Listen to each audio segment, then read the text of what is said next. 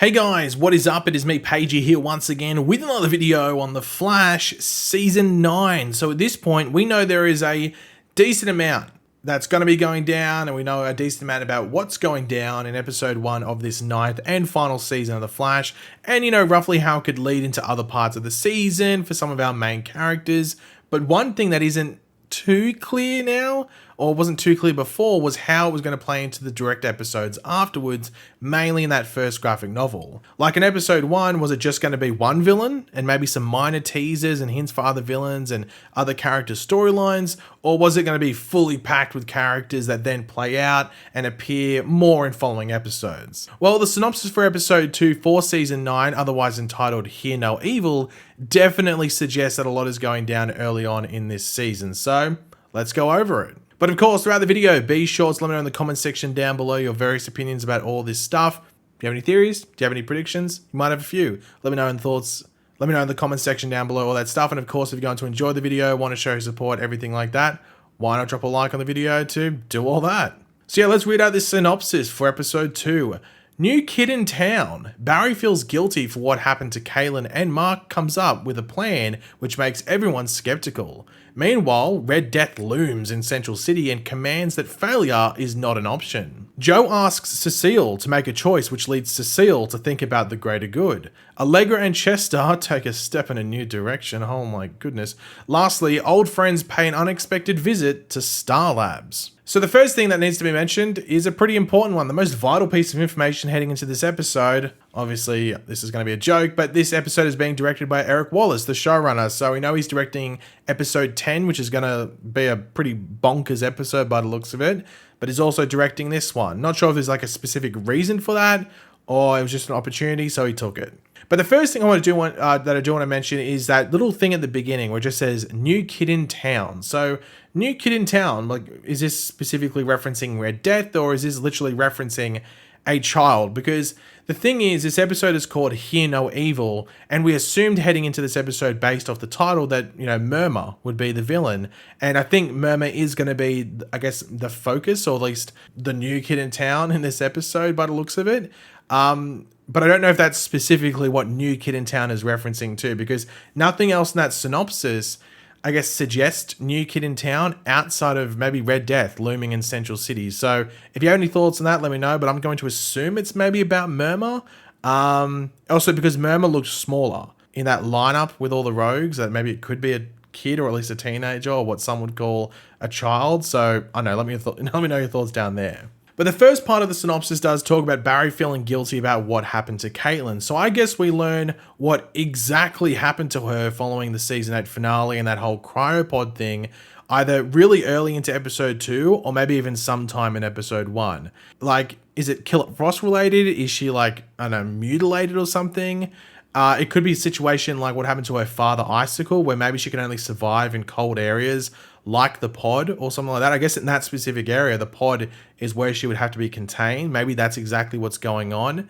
I mean, it wouldn't surprise me too much. I'm not too sure if there was anything going on with Danielle Panabaker, who plays Caitlin, in regards to, because she was pregnant last season and she obviously gave birth in between seasons, but I don't know like what the time frame was there, whether like this was a part of her like maternity leave and recovery time and stuff like that, and maybe she just does some voice work for this episode. Not 100% sure, but yeah, I think her having to stay in that pod is going to be a player in this storyline. But Mark, or Chilblain as I would normally call him, apparently comes up with a plan that is seen as skeptical by everyone else. Maybe it's like some attempt to reverse the process, which would be risky because it could potentially kill her, so maybe that's what's going on there. Now, Red Death looming in Central City and commanding that failure is not an option. So it seems we're getting Red Death earlier than many thought we would. By the sounds of it, it seems that maybe Red Death might be at the end of episode 1 as a cliffhanger of sorts, maybe meeting up with someone.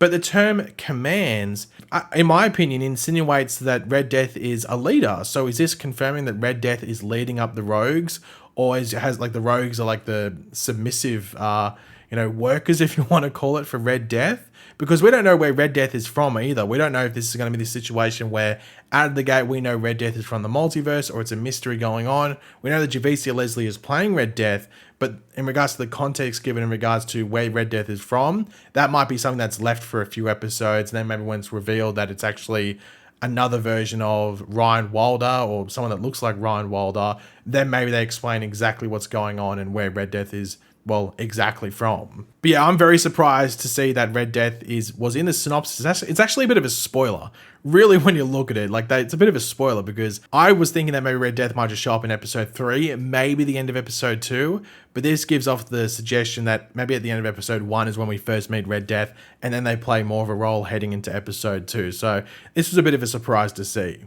Now we have Joe asking Cecile to make a choice, which leads Cecile to think about the greater good. Now, I'm going to assume this might connect to Joe's limited presence within this season. We know he's only meant to be in like 4 episodes. We know one of those episodes now is episode 10, and I think he's going to be in the opening 2 episodes of this season. So that's 3 in total. So he's going to be, I think, away from the show for a tiny bit, at least in regards to a decent amount of episodes, you'd have to think.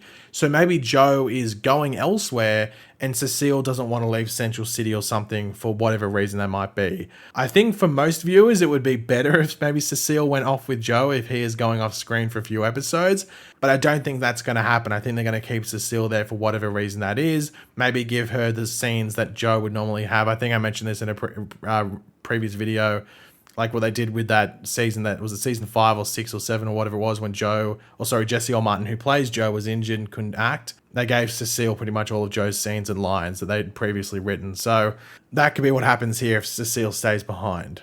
Now this is the most worrying, triggering, oh my god, what's happening here moment in this synopsis, and that's when it says that Allegra and Chester decide to take a step in a new direction. Oh god, why with a question mark? Why with an exclamation point and a question mark? Eric Wallace, why? If this is relationship stuff, we don't need to waste time on this in a limited episode final season. Why? I was actually worried about this.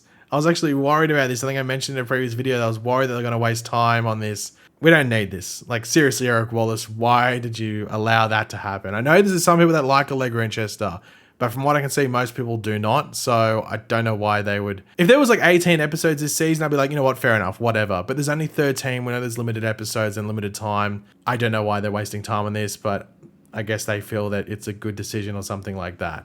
And the final thing to go over from the synopsis is, lastly, old friends pay an unexpected visit to Star Labs. Now, you would hope that this would be someone like a Cisco or, you know, something like that. Maybe even like Timeless Wells or whatever it might be, someone like that, which it easily could be. Like, it being Timeless Wells also maybe wouldn't be a surprise, because I think Tom Cavanagh was directing one of the earlier episodes of this season of Superman and Lois, so he was definitely in Vancouver, so it could easily be him.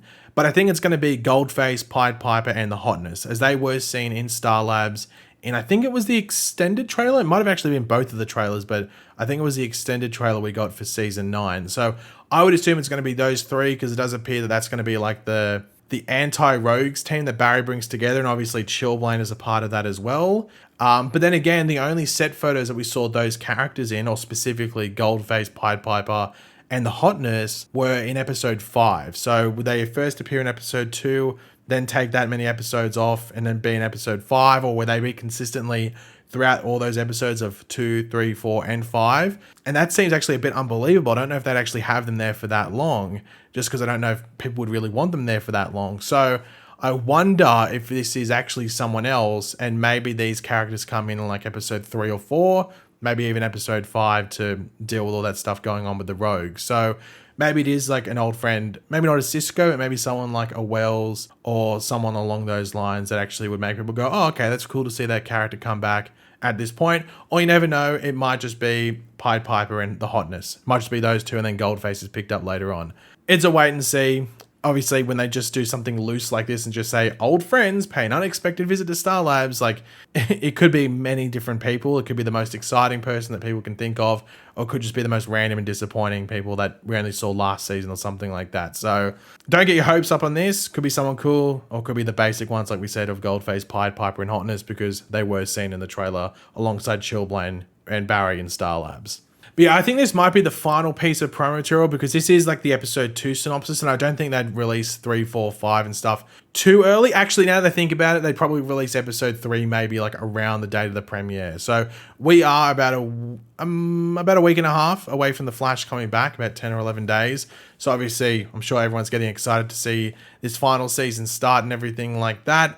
And should be pretty exciting to see if there's anything else they have planned. I know they did release some little promo thing like flashback into the events of season 1. So I think they might be doing that, I guess, in the lead up to season 9's premiere. They'll just have like a focus on each of the seasons or specific moments, or like maybe they might do season 2 and 3 together, 4 and 5 together, 6 and 7 together or something like that. But yeah, some of this promo material is exciting and can't wait to see how it all plays out. But yeah, guys, thanks for watching. Hopefully you enjoyed the video. If you did, it'd be awesome if you could drop a like on it to show support. Let me know in the comment section down below your various opinions on all this stuff we went over, any theories and predictions you have. Always curious to read what you guys might be thinking. And of course, if you are new to the channel, make sure to subscribe, and I will catch you guys later.